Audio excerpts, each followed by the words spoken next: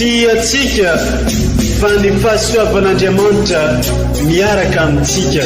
Isika fa ny fahasoavan'Andriamanitra miaraka amintsika noho izy roa tsika sandrivaky sy asantsika miaraka aminy.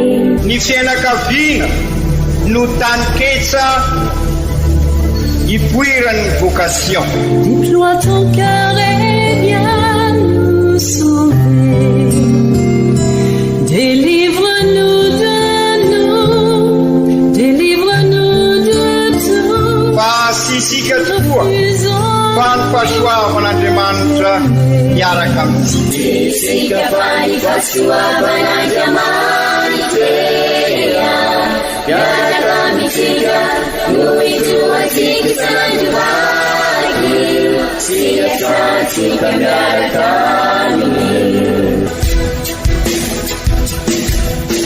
Fa olo raika atokotrantsika ao aminy, fianakaviana iray ao aminy, tsy misy efitrevitra. Ny olo no mampizara indraindray, fa Andriamanitra i Jesoa lay mpiandrony tsara ran'olotra ny aina, olo raika. Ary ao amin'ny fiangonana, ao amin'ny eglizy dia sambatra antsika mahasapa an'izay.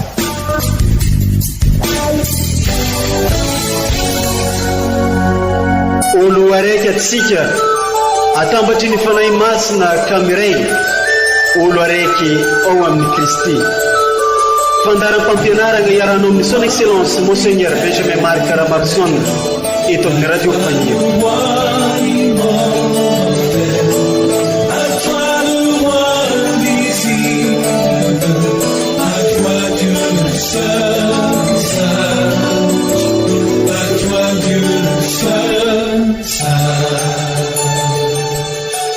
No fahananao vary matsiro izy ary novokisany tantely remby. Salamo fahavalopolo. Amin'ny fofeno afaliagna ndraiky aravoagna no entinay miarahaba anareo eo ve jiaby. Anareo zay mpagnaraka tsy tapaka ity onjam-peon'ny radio Fahirima amintsika ity. Ilay onjam-peo natao ampitambatra antsika jiaby ologno raiky, natao ihany koa agnitarana ny vaovao mahafaly Kristy. Ny eglizy magnerantany iniany ity mankalaza ny vatagna masin'ny Kristy dia i Jesoa zanak'Andriamanitra no mofony fiainana. Arak'izay ny ara isoranay ianareo zay mpagnaraka tsy tapaka ary manjohy hatrany hatrany ity onjam-peo ity. Asainay ampagnajagna, ampanitrintegna, ampitiavagna ihany koa hagnaraka itandregny iaino ny fampianarana ndraiky toroteny aroson'ny ray aman-drenitsika son excellence Monseigneur Archevêque amin'ny alalan'ny famoboasagna arahin'ny fagnazavagna omban'ny teny mamy, teny masoa, teny mahavelogno ny amin'ireo tenin'Andriamanitra maro samihafa aroson'ny eglizy amintsika iniany ity. Ka resintsika ampitiavana, ampinona ary amin'ny fanantenana izany.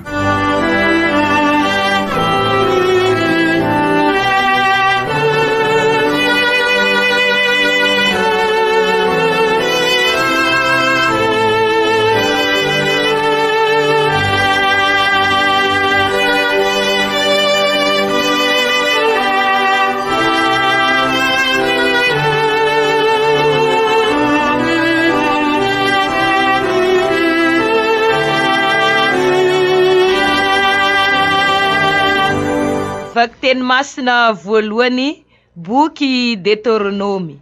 Tamin'izany andro izany ny teny tamin'ny vahoaka i Moizy nanao hoe: tsarovy ireo lalana rehetra nasain'ny Tompo Andriamanitrao nandehananao tany anefitra nandritra ny 70 taona izao, mba ampanetry tenanao sy itsapa ny tenanao, dia ahalalany izay hevitra ao amponao na hitandrina ny didiny anao na tsia. Nampietry tenanao izy sy namelanao onona, ary namananao tamin'ny mana zay tsy fantatrao na fantatry ny razanao, mba ampalalany anao fa tsy ny mofo ihany no ivelomany olona, fa izay rehetra mivoaka avy amin'ny vavan'Andriamanitra no ivelomany olona. Aza adinoina ny Tompo Andriamanitrao izay nampivoakanao avy tany amin'ny tany Egypta tamin'ny trano fanandevozana, izay nitondranao tany anefitra lehibe sy matahotra Misy bibilava mivaivay sy mengoka amin'ny fitoeranangazana sy tsy misy rano. Izay nampiboiboika rano ho anao avy amin'ny vatolampy mafy indrindra. Izay nanome mana ho anao tany anefitra dia zavatra tsy fantatry ny razanao akory. Izany ary ny tenin'ny Tompo, isaorana nie Andriamanitra.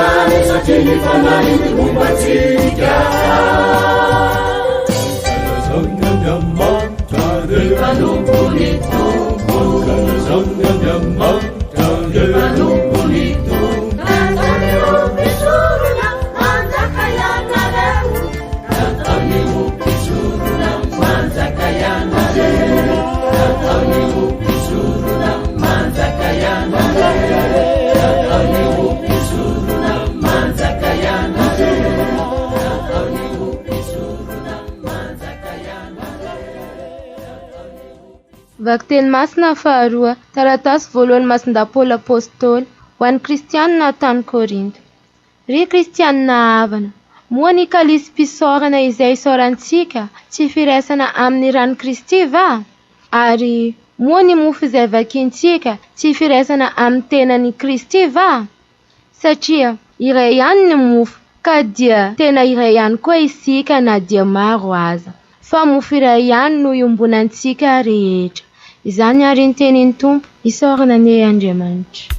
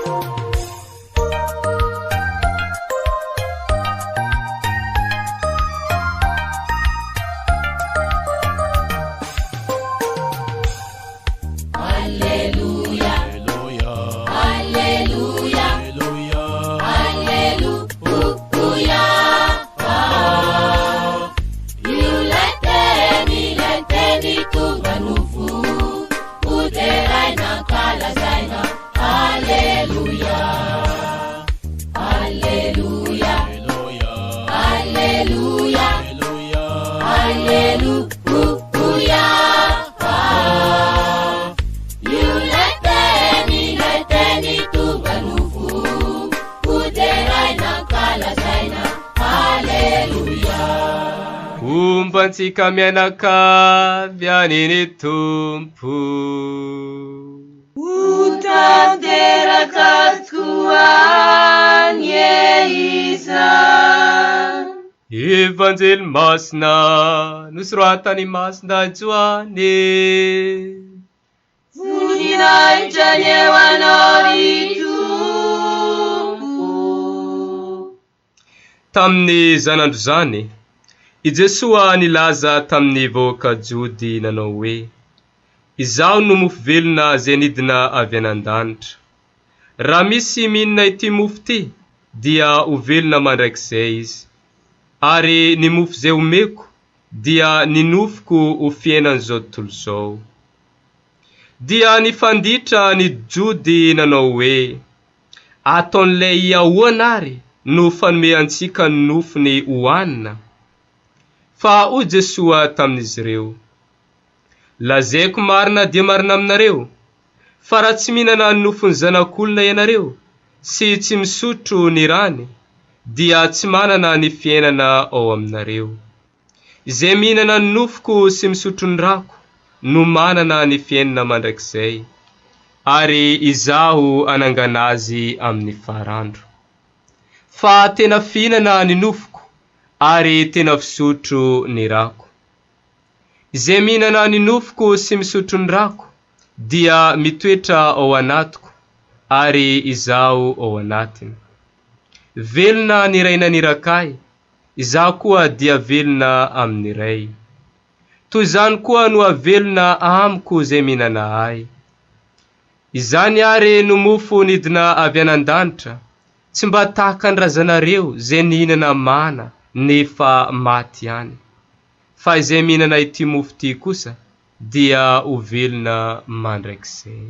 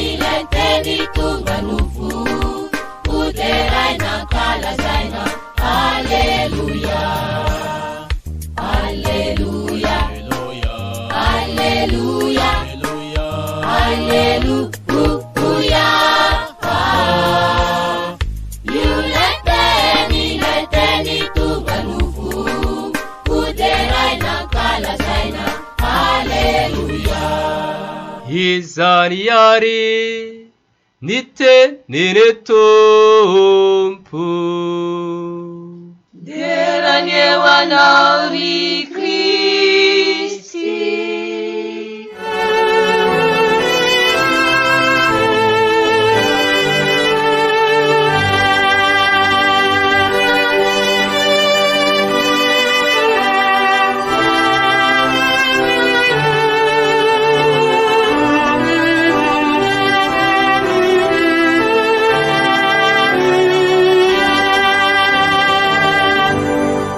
Ry kristianina ava malala, tamin'ny alahady lasa teo sika ho raika ziaby nankalaza ny misteri ny Trinité masina.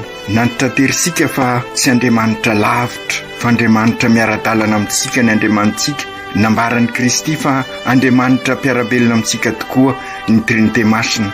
Marina fa misteri lehibe tokoa ny Trinité masina, ary sarotra takarina ny heviny, kanefa mamparibary fa ny lahitr'Andriamanitra ho antsika olombelona dia ny ho iray aminy, ho fianakaviana ray ao aminy, olo raika ao aminy, ho frately toto toy ny Papa François.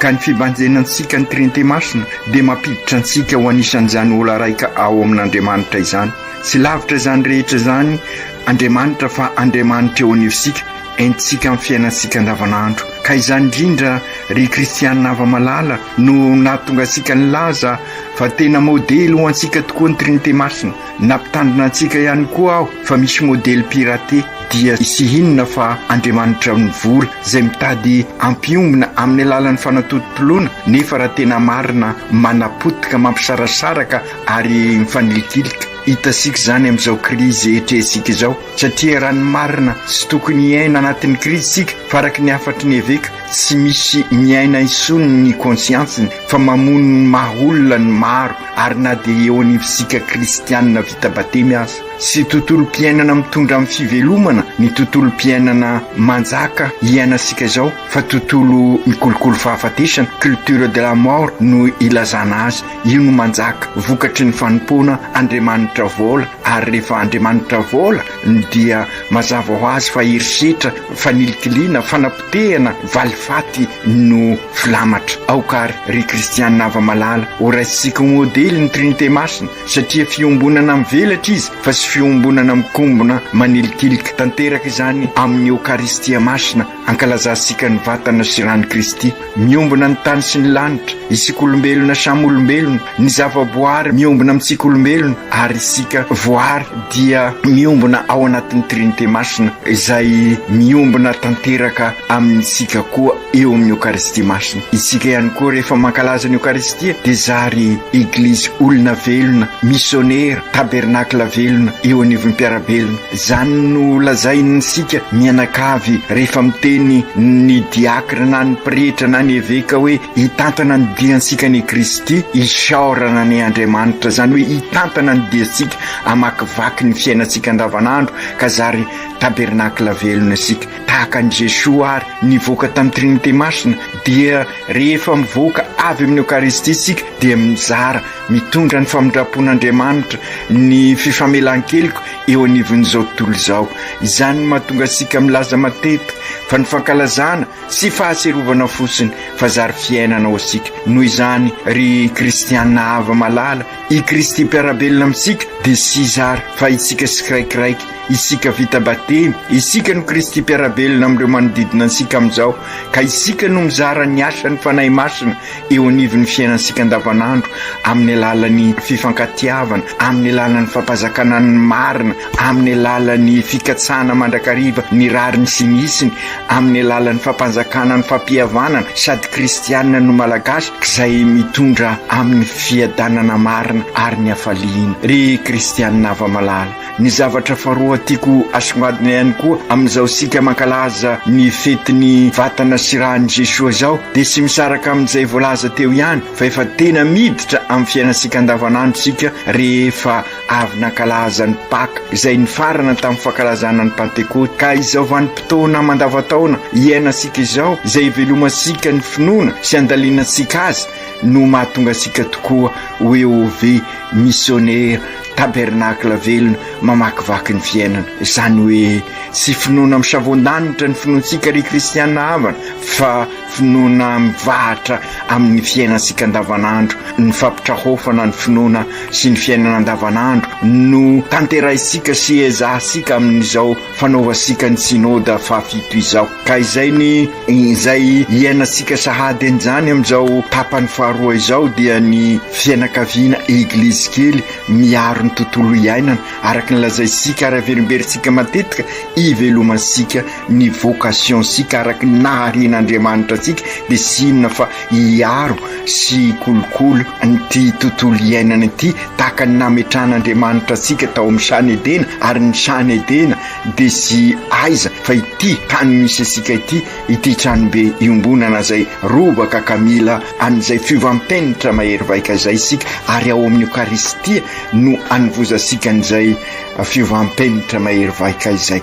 Ry kristianina ava-malala, sapan'Andriamanitra ary ny fahasarotany fetresika n'izany fiainany tanisaisika teo zay, satria eo anivon'izao tontolo izao sika na dia sy anisan'izao tontolo izao, ary zay no ady sady dia amin'ity fiainantsika ity, ady mirasy ary dia amin'ny fiainana ahitasika ny fivelarana ny mahaolona sy ny mahaolona manontolo sy ny olon-drehetra. Sy lozikan'izao tontolo izao zany no mibaiko asika, sy izao tontolo izao no modely ho ansika, fa ny modely faratampony ho antsika dia ny trinité masina.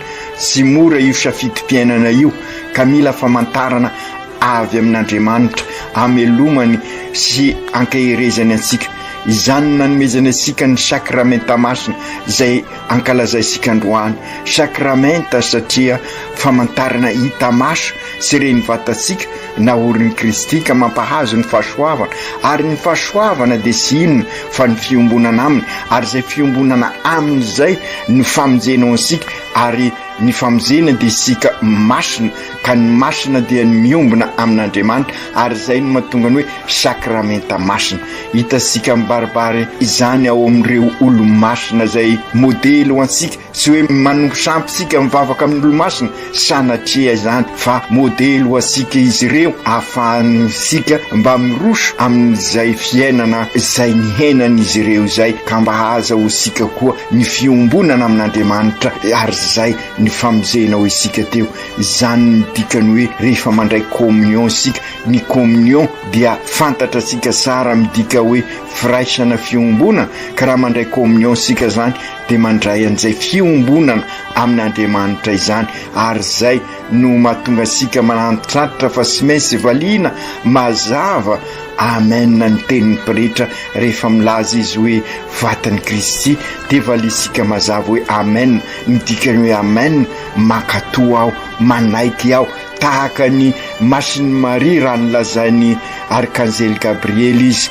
dia namaly hoe inty aho mpanompo vavin'ny tompo. Io fifamaliana tsotra io dia azo lazaina fa fiekepinona lalina ho ansika katolika, vokatry ny sakramenta masina izay tsy iza fa i Jesoa.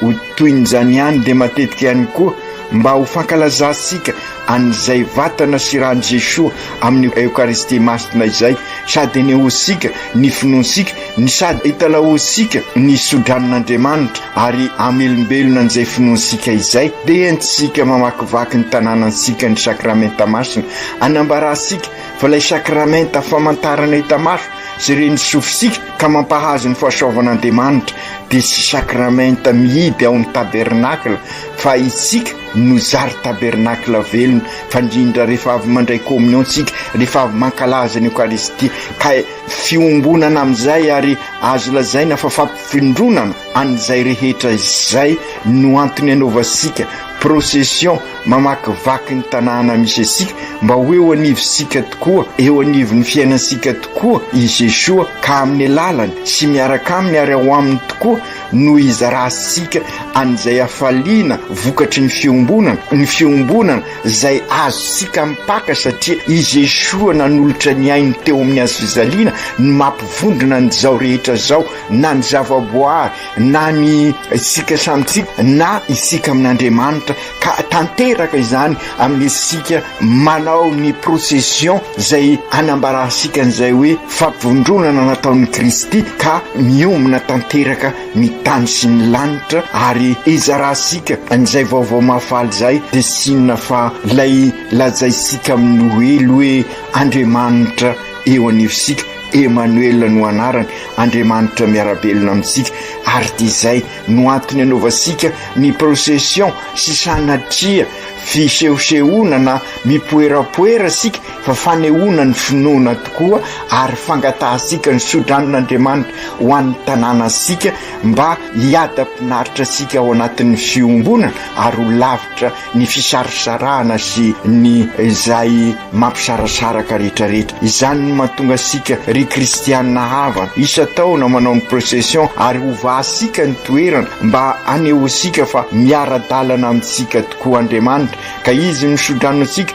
Raha tonga nofo i Jesoa dia namakivaky ny faritry ny Galilea izy, ary tamin'izay dia sady nampianatra, nanasitrana sy nanafaka amin'ny rofo rehetra. Matoky arysika fa manohy izany i Jesoa mamakivaky ny tanànasika, fa indrindra amin'izao krizy izao maniraka ansika koa izy, ary izay ndikany procession koa ry kristianina havana, fa isika izao amin'izao fotoanany krizy izao no Kristy mpiarabelona eo amin'ny olona, isika no eglizy olo velomin'ny batemy, miara-dalana, miombona, mandray an-tanana, iraina ho missionnaire ho tabernakla velona. Ka izao procession ataosika izao dia fivelomana ny synody araky ny averimberitsika dia eglizy miaradalana, ka isika mamakivaky ny tanàna dia fanehoana amin'izay fanatanterahasika ny synody izay. Ireo rehetra reo ry kristianina ava-malala no antrateriny tenin'Andriamanitra arosiny eglizy amintsika amin'izao alahady ankalazasika ny sakramenta masina izao. Raha mankalaza ny vatana mandrany Kristy tokoa isika, sy hoe mibanjina fosiny isika fa sy mainsy zary tabernakla velona eo anivon'ny mpiarabelona. Andriamanitra tokoa no mamelona asika. Izany no ambarany vakiteny voalohany ao amin'ny bokin'ny Deutéronome 9 ho indrindra ny bokin'ny Deutéronome manambara fa mamelona ny vahoakany tokoa Andriamanitra, ary namahana anao tamin'ny mana zay sy fantatrao na fantatra ny razanao, mba hampalalany anao fa sy ny mofo ihany no iveloman'ny olona, fa zay rehetra mivoaka amin'ny vavan'Andriamanitra no iveloman'ny olona. Fampianarana lalina ho ansika izany amin'izao andro iainantsika izao, zay matetika isika mifikitra amin'ny zavatra ety ivelany, fa oka ho fantatra sika fa mampianatra sika Andriamanitra, manome anina sika tokoa Andriamanitra.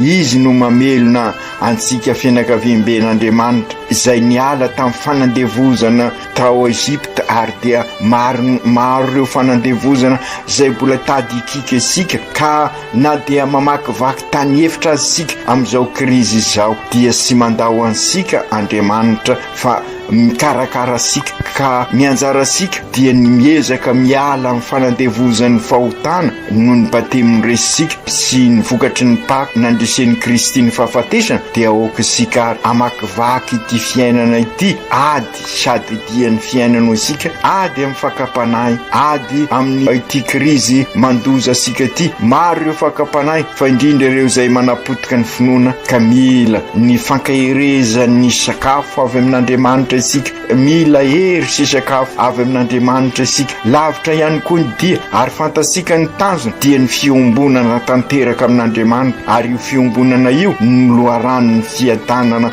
sy ny hafaliana. Noho izany dia mila sakafo sy fankaherezana avy amin'Andriamanitra isika, sy iza no sakafo mamelona sika fa i Jesosy tena ny misy. Izany ny asarobidiny finoasika ry kristianina havana, sambatra isika no mahalala izany. Hafa ihany tokoa ny katolika manana an'izany sakafo mamelona izany, ary sakafo zay mahatonga asika ho ray aina amin'ny Kristy, ary sy inona io sakafo io fa ny vatana sy ran'Andriamanitra. Maro ny manenjika asika noho isika manambara sy miaina fa i Jesosy ny mofinaina mamelona antsika araky ny voalazany ao amin'ny evanjely. I Jesosy tokoa no milaza antsika tamin'ny evanjely androany, izao ny mofinaina mamelona, izao ny mofo velona zay nidina avy any an-danitra, ka raha misy mihinana ity mofo ity dia ho velona mandrakizay. Sambatra tokoa ary isika ry kristianina ava-malala mahalala an'izany, ary isorasika Andriamanitra fa sy ny hoe noho ny fahamendresika zay, fa noho ny fahasoavan'Andriamanitra, fanomezan'Andriamanitra tokoa ny finoana. Ry kristianina ava-malala, izany tokoa ary ny finoansika, ary ao ny loharano sy ny fototra ny fiainantsika manontolo. Izany no manentana antsika amin'izao famaranana ny vanim-potoana ny Paka izao, ka idirantsika amin'ny vanim-potoana mandavataona, amakivaky isika ny fiainana, ka aezasika mampitrotra ny finoana sy ny fiainana andavanandro, ka ahatonga asika ho Kristy mpiarabelona amin'ireo manodidina asika, ahatonga asika ho tabernakla velona. Mila hery izany mba ahatonga asika ho vavolombelona marina tokoa, tahaka Andry Victoire Rasomanarivo, reny mpianakaviana nasiaro azy ireo tamin'ny alahady lasa teo andro fankalazana ny fetiny reny, tahaka ny Lucien Boutvoasoa ray mpianakaviana. Tonga i Kristy velona tokoa, ary velona miaraka amintsika rehefa mandray ny vatana sy ny rany. Izany ny dikan'ilay amen rehefa mandray communion sika araky nambara sika teo, satria tonga tena iray aina amin'ny Kristy sika. Io no angovo hoentisika mijoro ho vavolombelona sy andresesika ny rasy, ka afahasika manohy ny dia sika dia ny fiombonana amin'ny Jesosy sy sanatria mpapandry tany isika vita patemy, ka mamoritra sy manapoto sanatria izany asika mampisangana, mampivelatra ary manasara fandrindra ny tontolo iainana ary ny tontolo-piainana sy ny tontolo-pinoana.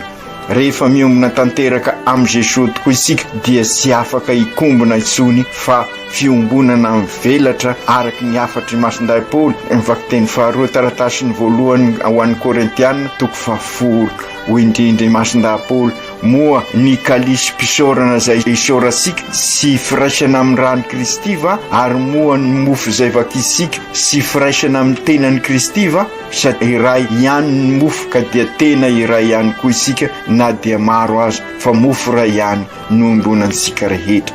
Raha fitinina izay rehetra izay ry kristiana ava malala, izao fankalazana ny sakramenta masina izao fanatanterahasika ny procession izao, dia sy hinona fa manambara ny fiombonana sy fiombonana mikombona nefa fa fiombonana mivelatra. Ola raika tokoa ao amin'Andriamanitra isika ka afaka miombona amin'ny mpiarabelona amintsika ary zary fianakaviana ray amin'Andriamanitra, frateli tutti. Ola raika sika zaro iray ihany nofo ka dia tena iray ihany isika, na dia maro samihafa azy isika, na dia eo aza ny fahasamihafana sy hoentina nilikiliana na anavana, fa hoentina ampiombona sy andray antanana ny fiainan'ny Eglizy zay fianakaviam-ben'Andriamanitra. Ary zay ihany koa noentisika amin'ny fiarabelona. Raha mila fotoana, mila firaisan-kina sy fiombona, dia izao krizy etresika izao. Ary izay ihany koa no ahatonga sika ho Kristy mpiarabelona manodidina sika, ka zary fanasina sy fahazavana, vokatry ny maha-tabernakla velona, ny maha-fanasina sy fahazavana ao asika, tahaka ny Masiny Maria nandeha namangy ny Elizabeta. Mila fifamangina sy fifanasoavana izao andro misy ny krizy amintsika izao. Ry kristiana ava malala, o kary zao fankalazasika zao anampy asika andrehitra ny fo amam-panansika, ka tonga sika izara zany fahasoavana zany na amin'ny fotoana na sy amin'ny fotoana amin'ny toerana rehetra, fa indrindra moa ao anatin'izao volany fomasin'i Jesosy izao, zay loharano sy fototra n'izay fitiavana sy fanehoam-pitiavana sy fifanasoavana ary fifampisimbinana eo anivosika izay.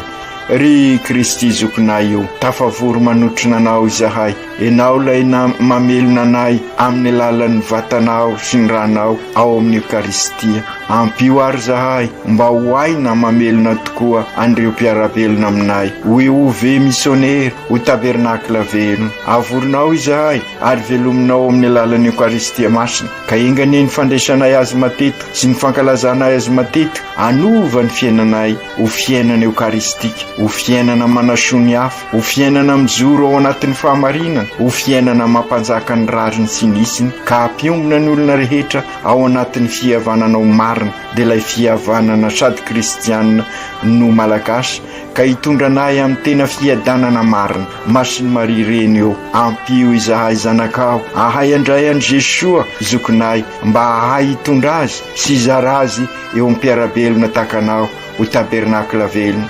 Masinday Josefo, mivavao an'ny fianakavianay, mba ho Eglizy kely tokoa izahay, fa indrindra moa miatrika an'izao synôda izao. Aoko tanteraka zany amin'ny anaran'ny Ray sy ny Zanaka sy ny Fanahy Masina. Amen.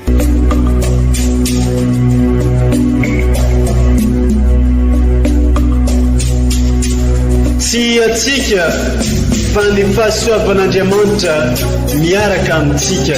Isika fa ny fahasoavan'Andriamanitra miaraka amintsika, noho izy roatsika sandrivaky, sy asantsika miaraka aminy. Ny fianakaviana no taniketsa ipoiran'ny vocation. Déploie ton cœur et viens nous sauver. Délivre-nous de tout. Fasisika tokoa fa ny fahasoavan'Andriamanitra miaraka amintsika. Isika fa ny fahasoavan'Andriamanitra miaraka amintsika, noho izy roatsika sandrivaky, sy asantsika miaraka aminy. Fa olo raika tokoatran'isika ao aminy, fianakaviana iray ao aminy, tsy misy hevitrevitra. Ny olo no mampizara indraindray, fa Andriamanitra i Jesoa lay mpiandrony tsara ranolotra ny ainy, olo raika. Ary ao amin'ny fiangonana, ao amin'ny eglizy, dia sambatra antsika mahasapa an'izay.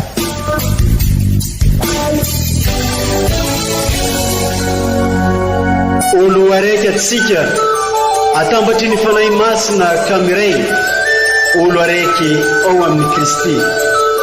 Fandaram-pampianarana iaranao amin'ny son excellence Monseigneur Benjamin Marc Caramarson eto amin'ny radio Fania.